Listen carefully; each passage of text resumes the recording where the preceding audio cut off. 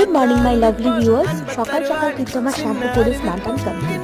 এরপর চলে গিয়েছিলাম জামা কাপড় মেলতে, বাট কি আর করা যাবে, ওয়েদার পুরো ক্লাউডি। তারপর নিচে এসে এক কাপ চা খেয়ে বাবির লাঞ্চটা প্রিপেয়ার করে নিচ্ছি, কারণ বাবির স্নানের টাইম ঘুমের টাইম দুটোই হয়ে গেছে। তো বাবিকে ঘুম পাড়িয়ে তারপর আমি জামা কাপড়গুলো ভাঁজ করে নিলাম, আর বিকেলবেলা এসেছিলাম একটু ছাদে।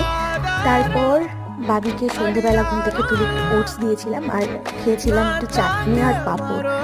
রাত্রিবেলা বাবা আসার পর আমরা তিনজন মিলে খেয়েছিলাম চা, আর তারপর বাবিকে 10:30 নাগাদ ডিনারটা করিয়ে দিয়েছিলাম। আর বাবির জন্য আজকে করেছিলাম ডালিয়া ডিম দিয়ে, তো সেটাই বাবিকে খাইয়ে দিলাম। আর তারপর আমি রাত্রিবেলা একটু নিজের জন্য ডিমের অমলেট বানালাম, আর আজকে মা বানিয়েছিল আলুর দম, সেটা দিয়েই ভাত খেয়ে নিলাম। আর জানো তো, আজকে বাবা বাড়িতে একটা ছোট্ট ডগি বাচ্চাকে নিয়ে এসেছে। জন্মের পরেই নাকি ওর মাটা মারা গেছে, তো আজকে থেকেও আমাদের বাড়িতেই থাকবে। ভালোই হলো, বাবির একটা খেলার সঙ্গী হলো। চলো, দেখা হচ্ছে নেক্সট ব্লগে।